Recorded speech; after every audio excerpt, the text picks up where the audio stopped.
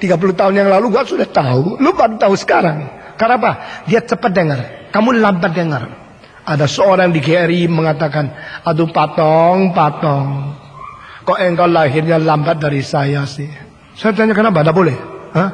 Mesti lahirnya lebih dulu dari engkau. Saya sedikit nyesel karena waktu saya dengar khotbahmu saya sudah tua. Coba ya, coba itu tidak bisa dicoba. Coba kalau kamu lahirnya dulu, lebih dulu dari saya. Sejak muda saya dengar khotbahmu, lain sekali. Cara mendidik, cara bekerja, cara melihat wawasan hidup itu pasti berbeda. Saudara-saudara, belum terlambat. Kalau masih ada kesempatan dengar, cepat-cepat dengar. Ini artinya, ya, be fast in listening. Kedua, pelan-pelan bicara.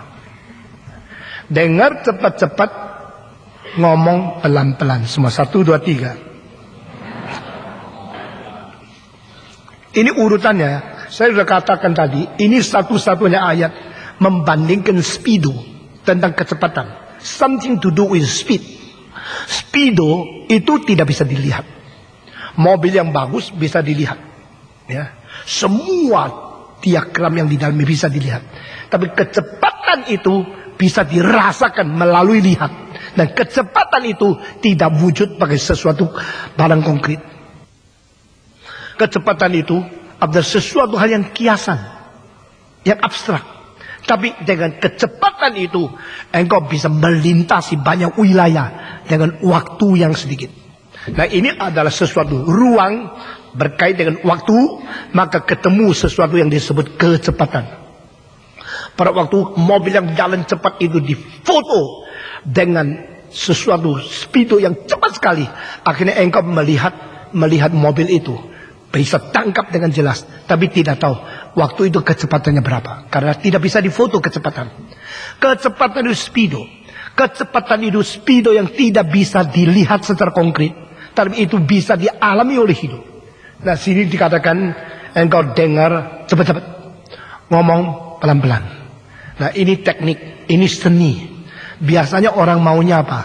Dengar sedikit-sedikit, ngomong banyak-banyak. Dengar pelan-pelan, ngomong cepat-cepat. Itu salah, saudara-saudara. Orang yang tidak dengar banyak, tapi mau ngomong banyak, pasti ngomongnya salah-salah. Tidak percaya, coba. Orang yang dengar tidak jelas, mau ngomong secepat mungkin, pasti ngomongnya pilu-pilu. Orang yang dengarnya tidak teliti, mau ngomong secepat mungkin, pasti ngomongnya banyak yang teledor. Saudara-saudara, saya sering berkata kepada muridku, pikir sebanyak mungkin, ngomong sesedikit mungkin, maka kalimat-kalimatmu akan bernilai. Think more, speak less. Pikir banyak-banyak, ngomong sedikit-sedikit. Pikir sedalam mungkin, ngomong sedangkal mungkin. Pikir serumit mungkin, ngomong sesederhana mungkin. Engkau pengkhotbah yang sukses. Pikirannya tidak matang, ngoceh terus. Itu kalimat-kalimat yang ngambang, yang tidak mendarat. Tapi pikirannya sudah mantap luar biasa, baru bicara. Setiap kalimat yang dibicarakan itu mantap, betul-betul mendarat. Ini penting. Saudara-saudara, gereja ada dua macam. Semacam adalah pengkhotbahnya tidak mau dengar, maunya ngoceh. Satu macam lagi, terus mendengar. Akhirnya baru bicara dengan baik. Saudara-saudara, pendeta dua macam, pendengar dua macam, anggota dua macam. Ada orang yang terlalu cepat mau menjadi guru, terlalu cepat mau menjadi hamba Tuhan. Satu kali di Malang, seorang datang, dia insinyur yang sudah terkenal di dunia, dan dia ingin melayani Tuhan. Dan dia bersama dengan saya, sama-sama ke perpustakaan. Sesudah selesai melihat buku begitu banyak, puluhan ribu. Lalu pergi ke Kopertasi, toko buku di depan. Lalu dia menanya, Pak Tong, tunjukkan saya ada buku mana yang paling gampang. Begitu saya baca langsung mengerti semua doktrin kitab suci. Saya bilang, kalau ada buku seperti itu, ya mungkin tunggu engkau yang tulis sendiri saja, baru bisa. Saudara, itu orang mau enak, maunya enak, nggak usah bayar harga. Beli satu buku yang paling tipis, langsung mengetahui semua doktrin. Saya bilang kalau begini, ada buku seperti itu, berarti sekolah ini mesti ditutup. Nggak usah lagi sekolah, karena semua orang beli buku itu sudah cukup. Langsung mengerti. Kita tidak mau bayar harga, kita tidak mau dengar, tapi kita mau langsung mendapatkan segala sesuatu seenak mungkin. Itu tidak mungkin. Saudara-saudara, buku saya pribadi lebih 10.000. Setiap tahun masih pakai uang banyak untuk beli buku. Kalau mungkin baca lebih banyak, kalau mungkin dengar lebih banyak, kalau mungkin mau mengetahui siapa mempunyai pendapat yang lain. Dari situ kita dirangsang pikiran. Dengarlah cepat-cepat, bicaralah pelan-pelan. Bicara pelan-pelan supaya mantap. Bicara pelan-pelan supaya belajarnya betul-betul baik. Saudara-saudara, pada satu hari terjadi di hidupnya Immanuel Kant. Dia adalah seseorang filosof yang terkenal di Jerman.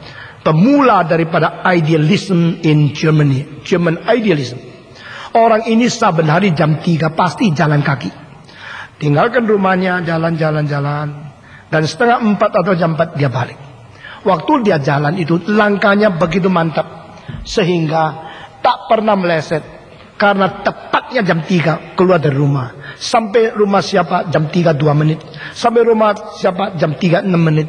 Maka kan filosof yang berada di kota namanya Königsberg. Sekarang sudah ganti nama menjadi Kaliningrad. Dia menjadi sesuatu waker bagi semua orang. Jadi kalau orang bilang, kan di mana? Kan baru lewat. Sampai di rumahmu, cep-cep bikin betul jam mereka. Karena dia punya ketepatan saben hari dan meleset. Ada orang yang begitu akurat mengatur waktu. Itu sedunia mungkin cuma satu. Jadi orang-orang encim-encim Jerman, itu nyonya-nyonya Jerman, lewat langsung bikin betul loncengnya. Ini sekarang 3 menit, sampai di rumah dia 6 menit. Saben hari begitu. Tetapi pada satu hari kan tidak keluar. Mereka heran. 1 hari tidak keluar, 2 hari tidak keluar, 3 hari tidak keluar. Oh, ini pasti sakit atau mati ini. Padahal tidak sakit, tidak mati. Kenapa? Kan lagi baca buku yang judulnya The Education of Emile yang ditulis oleh Jean Rousseau. Itu buku ditulis oleh Rousseau untuk memaparkan semacam teori pendidikan alamiah yang tidak pakai institusi manusia. Inilah satu buku The Education of Emile yang merangsangkan sehingga kan karena tertarik dengan buku itu dia tidak jalan-jalan 3 hari. Menghabiskan pemikiran-pemikiran teori yang baru. Dia baca. Karena apa? Sebelum dia memberikan kritik, dia mesti jelas mengetahui apa yang dia dengar. Sebelum dia memberikan kritik penilaian, dia harus sungguh-sungguh menerima, mempunyai pengertian yang utuh dari pendapat orang lain. Saudara-saudara, akhirnya sejarah membuktikan Kant adalah orang yang mentegakkan School of Critic, satu aliran filsafat yang mengkritik karena dia sudah mencerna semua dengan jelas. Dan kritikan dia sampai hari ini masih dianggap berwibawa otoritatif. Apa sebab? Karena dia mengerti. Saudara-saudara, sekarang kalau kita ngomong sesuatu, jangan ngomong sembarangan. Ngomong setelah kita ngerti. Kalau mau ngomong setelah mengerti, caranya hanya satu, teliti mendengar, tapi tidak sembarangan ngomong. Mendengar secepat mungkin, bicara sepelan mungkin. Kadang-kadang kekacauan timbul, risau, perselisihan, percecokan antara rekan dan rekan. Karena apa? Terlalu cepat ngomong sesuatu yang belum dimengerti. Terlalu cepat mengkritik sebelum menyelidiki. Terlalu cepat menyampaikan sesuatu yang disebut gosip sebelum mendengar baik-baik. Maka ajaran ini juga menyangkut arti etika. Jangan sembarang mengajar, jangan sembarang menilai, jangan sembarang mengkritik, jangan sembarang ambil konklusi sebelum dengar jelas. Saudara-saudara, di dalam berbicara kita kadang-kadang mempunyai kelemahan apa? Orang belum ngomong habis, kita sudah ikut campur, sudah intrup. Ya.